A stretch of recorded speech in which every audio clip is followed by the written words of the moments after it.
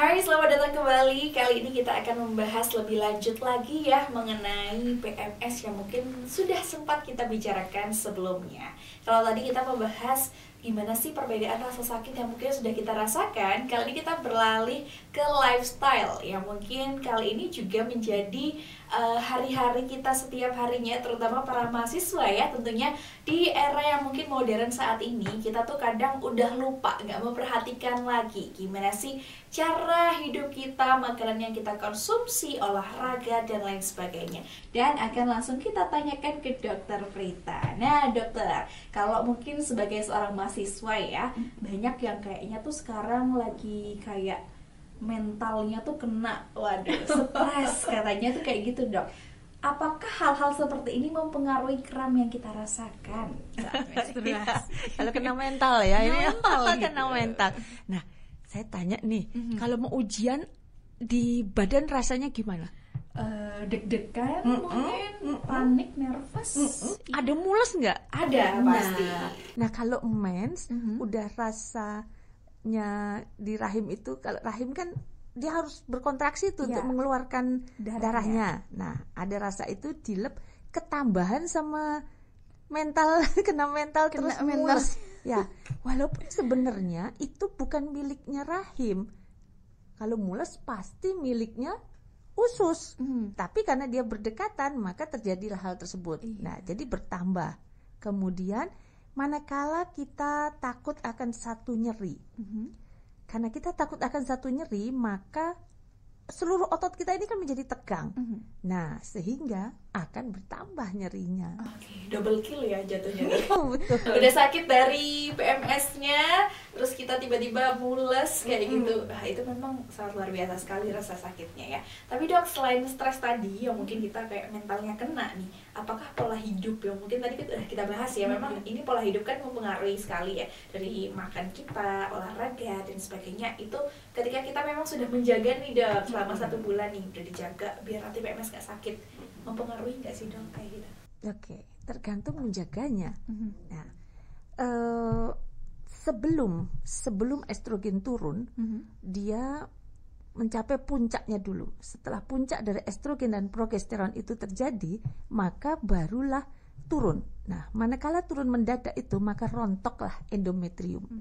Nah, pada masa dua hormon ini meningkat, maka kita mengalami retensi dari air alias rodo bengkak-bengkak. Nah, ini apa yang kita rasa? Kan suka kayak bembeng, gak enak, payudara kayak keras. Iya. Jadi itu pas masa naik-naiknya tuh, ya. Nah, pada masa itu apa yang harus kita lakukan? Menjaga sebelumnya adalah perbanyaklah yang namanya buah. Ya, karena kalau yang diretensi hanya only water aja, nah maka ya memang lebih terasa. Tapi kalau asupan air, cairan itu kita tambahkan dengan buah-buahan yang dengan sendiri dia berelektrolit ya, maka itu jauh lebih nyaman. Nah, kemudian progesteron itu akan meningkatkan fungsinya ya, karena dia tinggi, dengan cara usus itu kurang aktif. Sehingga ada juga yang saya kalau mau mens kok sulit buang air besar ya, atau rasanya koyok kembung berdedek ya, maka apa yang bisa kita lakukan? Olahraga. Paling tidak adalah 1 minggu sebelum taksiran haid. Kadang-kadang saya suka bingung nih kalau tanya, haid yang terakhir tanggal berapa? Lupa. Haid yang berikutnya kira-kira kapan? Enggak tahu. Nah, padahal itu kunci loh. Kunci. Paling enggak 1 minggu sebelum taksiran haid berikutnya sudah olahraga. Loh kok enggak tiap hari? Sebenarnya saya sangat pingin untuk mengusulkan bahwa ya olahraga tiap hari gitu ya. Tapi jarang yang setuju. Jadi saya 1 minggu aja deh gitu. Tapi kalau setiap hari jauh lebih bagus. Oke, tapi ada juga yang bilang dok, katanya kalau olahraga itu juga bikin sakit saat menstruasi gitu. Betul. Jadi pilihan olahraga. Ya, jadi olahraganya karena dia juga ada faktor kalau terlalu kaku jadi nyeri, maka di yang paling tidak 1 minggu sebelumnya itu yang olahraga kan terdiri dari 3 ya. 1 adalah beban Beban. ya. Kemudian yang kedua adalah speed. Yang ketiga adalah kekuatan ya. Ya, beban itu. Yang ketiga adalah stretching. Nah, maka pilihlah yang di 1 minggu terakhir ini adalah yang stretching. Ya, stretching yang ringan-ringan aja. Iya, sih ngotot-ngototan itu loh, seperti yoga, ya. Kemudian pilates. Itu bisa dikerjakan sendiri di rumah. Iya. Jadi kalau kita juga lebih ngoyo untuk olahraganya, ya pasti lebih sakit. Betul, ya, betul. Dok, ya. Nah tadi dokter juga sempat menyinggung kalau katanya ada yang susah BAB ketika memang lagi PMS. Kalau yang diare itu gimana, Dok? Nah, kalau yang diare itu biasanya pada saat turun anunya. Jadi kira-kira 2-3 hari persis sebelumnya. Pada saat si hormon-hormon itu turun, sehingga dia sangat aktif bergeraknya dari usus, kan sesuai dengan bahwa si rahim akan mengeluarkan tuh.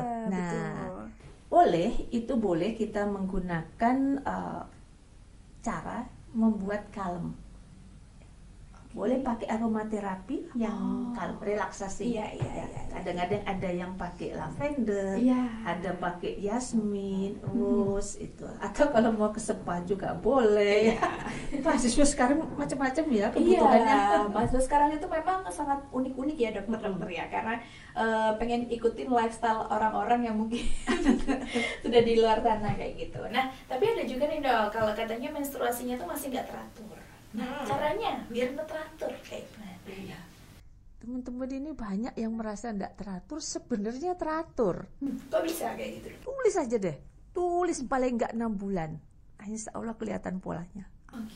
Kalau memang tidak teratur kayak gimana nih Dok? Kalau memang tidak teratur, back kepada peristiwa yang lalu, mulai kapan dia tidak teratur. Kalau memang dari awal tidak teratur, disebut seseorang itu haid teratur adalah setiap bulan haid, dan manakala dia menjadi tidak haid misalnya dalam tempo 3 bulan, nah itu dia gangguan. Atau seseorang yang haidnya lebih dari 35 hari, ya bisa 2 bulan sekali atau gimana, dan dia disebut tidak teratur kalau dia tidak haid 6 bulan. Dan disebut kisaran normal adalah dari haid pertama ke haid berikutnya adalah paling cepat 21 hari. Bukan dari selesainya ya. Dari hari pertama sampai dimulai ketemu lagi itu 21 hari. Itu sudah dibilang normal. Tapi ada juga nih Dok yang siklusnya katanya saya tuh menstruasi semisal 2 bulan sekali, tapi dia berlanjut kayak gitu terus. Itu apakah berarti bisa disebut teratur juga? Bisa. Bisa disebut teratur, dan bisa hamil juga loh kayak gitu. Itu kan nggak apa-apa. Jadi memang haid itu kan karena ada siklus ya. Siklusnya sejak awal dia demikian.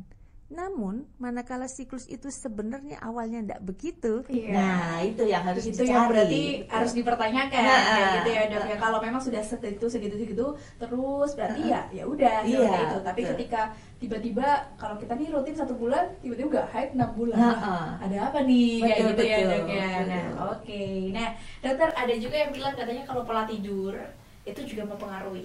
Sangat betul seperti itu. Sangat betul. Wah, dari mananya Dok pola tidur? Nah, si namanya hormon ini banyak ya, baik itu hormon bahkan ini hormon tiroid ya yang suka gondongan itu, kemudian hormon insulin dan sebagainya, itu kayaknya namanya banyak, tapi dia itu berteman satu sama lain, gandengan terus.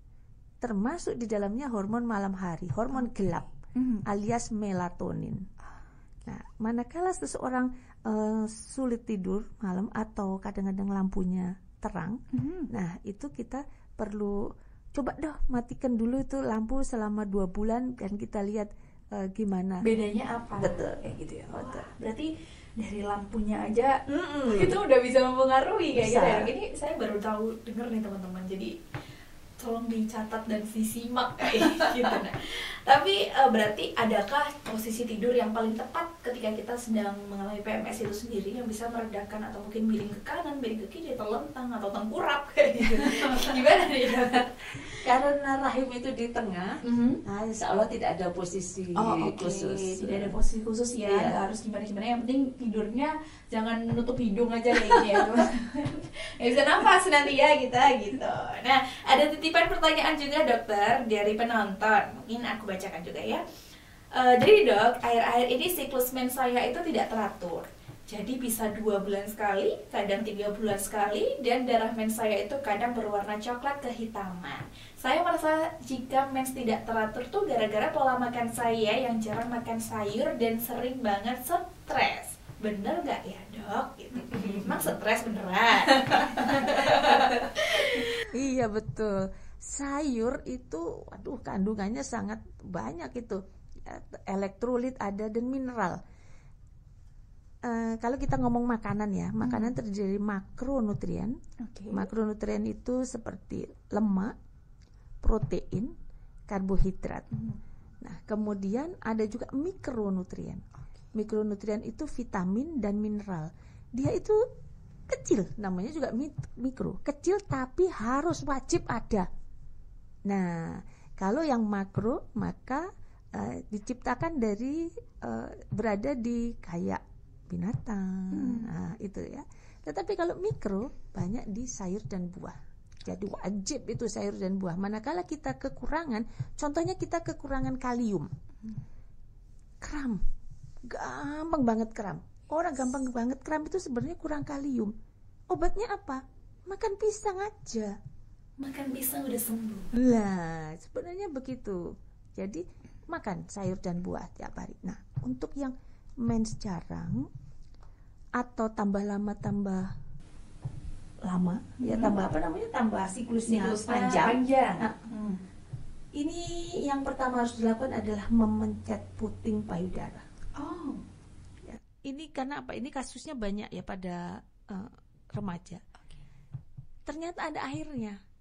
Seharusnya kan nggak ada ya. iya, Ya. betul. Nah, mana kalau ada airnya, itu sebenarnya tubuh itu sudah memberi sinyal, saya nggak kuat loh terhadap apa yang kamu makan ini. Oke, ada sinyal khusus. Iya, ternyata. betul. Maka cari makanan yang seharusnya tidak kita konsumsi.